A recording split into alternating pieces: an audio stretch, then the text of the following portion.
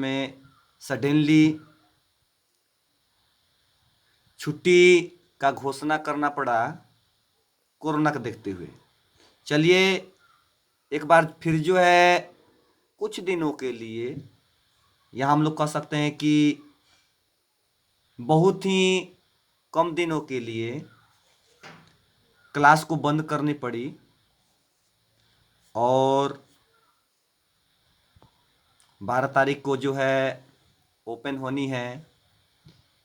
तो इतने दिन जो है हम लोग जो है सोचे कि ऑनलाइन स्टडी कर लें। चलिए तो शुरू करते हैं। हम लोग जो है फोर्थ लेसन का जो समरी जो है वो बाकी है ओड टू ऑटम का, और ये आप लोग का ओड टू ऑटम जो लेसन है जो लिखा गया है जॉन किट्स के द्वारा, और ये जॉन किट्स का पिक्चर है और ये उनकी सिग्नेचर है। तो हम लोग ओड टू ऑटम का समरी देखने जा रहे हैं, जो कि ये समरी देखने से पहले आप लोग जो है सबसे पहले आप इनका चैप्टर जो है जो पढ़ाए हुए थे आप उनको एक बार देख लेंगे, तभी जो है ये चैप्टर आप लोग को समझ में आएगा। चलिए तो शुरू करते हैं। ये रही आपकी समरी। तो कह रहा है कि this poem has been written by John Keats. कह रहा है कि दिस पोएम कहने का मतलब ओड टू ऑटम जो है, ये कविता जो है ओड टू ऑटम, ये जॉन किट्स के द्वारा लिखा गया है। जॉन किट्स के द्वारा आप लोग ये पढ़े भी होंगे, क्लास में पढ़ाए होंगे।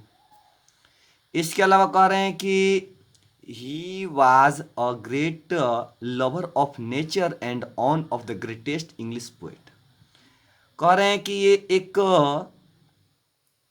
महान प्राकृतिक कवि थे। ये जो है एक महान प्राकृतिक कवि हैं, आप लोग देखे भी होंगे।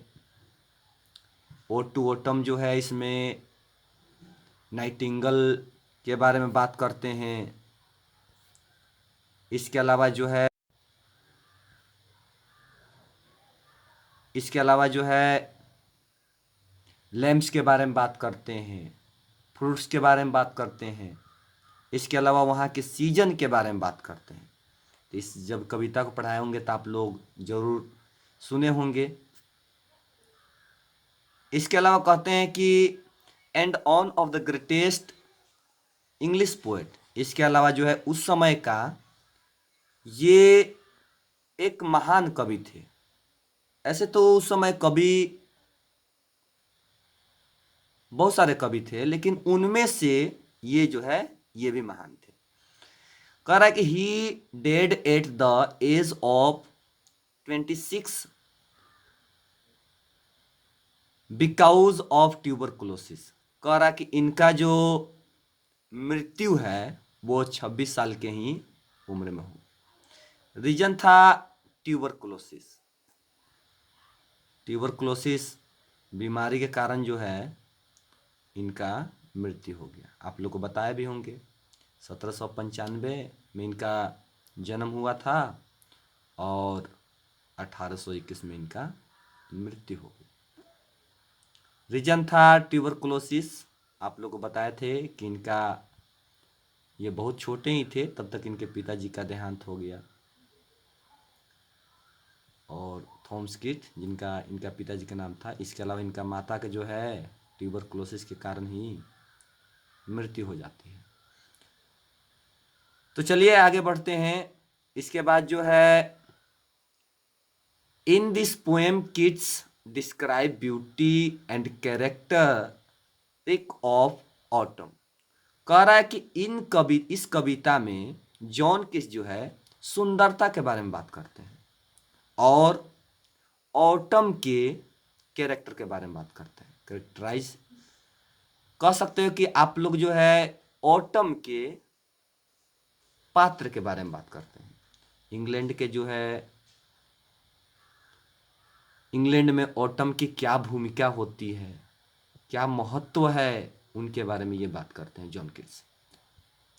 वो कहते हैं कि in first stanza the sun and autumn are conspiring to bless trees with fruits and to swell the god. इसमें हम लोग पढ़े होंगे कि फर्स्ट स्टेंजा, इसमें हम बताए थे कि 3 स्टेंजा है। तो फर्स्ट स्टेंजा में जो है, फर्स्ट छंद में जो है, ये किनके बारे में वर्णन करते हैं। तो कह रहा है कि फर्स्ट स्टेंजा में हम लोग स्टडी किए होंगे कि द सन और जो ऑटम है, ये दोनों आपस में कंस्पायरिंग कर रहे हैं। कंस्पायरिंग कर रहे हैं मतलब कानाफूसी कर रहे हैं, षड्यंत्र रच रहे हैं कि हम लोग जो है दोनों मिलकर किस तरह जो है, जो फलों वाले पेड़ हैं या जो लताएं वाले फल हैं, उनमें ब्लेस कर देनी है। मतलब उसमें इतना फल भर देना, इतना फल भर देना ताकि वो बेंड हो जाए, ऐसा हम लोग करना है। And to swell the gods, इसके अलावा जो स्वेल है, जो गॉड हैं, उनको स्वेल कर देना मतलब लंबा कर देनी है। ये दोनों आपस में कंस्पायरिंग कर रहे हैं कि जितने भी फल हैं, फल वाले पेड़ हैं या फल वाले जितने भी लताएं हैं, उन सभी में फलों से भर देना है। और जो गॉड्स हैं उनको हमको लंबा कर देना, स्वेल कर देना है।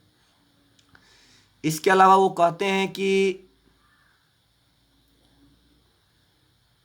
इन second stanza autumn is viewed as a woman and its presence is felt on the green floor.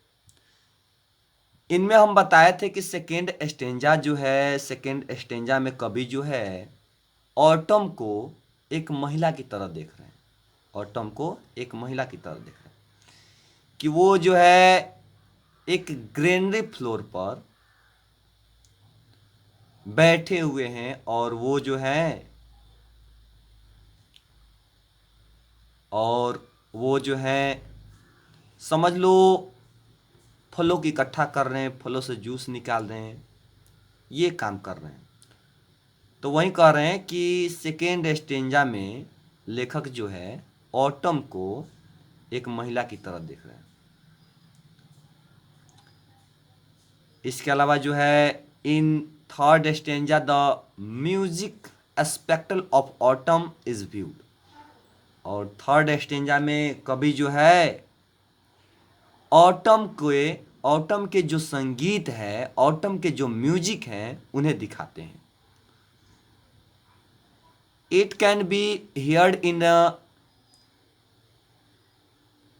bleating on of full grown lambs, song of crickets and tweeting of the swallow in the sky। कह रहे कि it can heard in bleating of full grown lambs।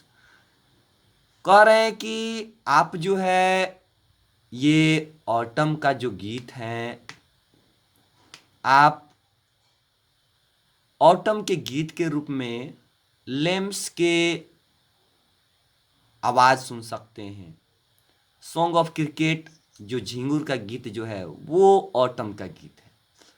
इसके अलावा जो है tweeting of the slow in the sky, और आकाश में जितने भी चहचहाते चिड़िया है, वो जो है वो ऑटम का गीत है।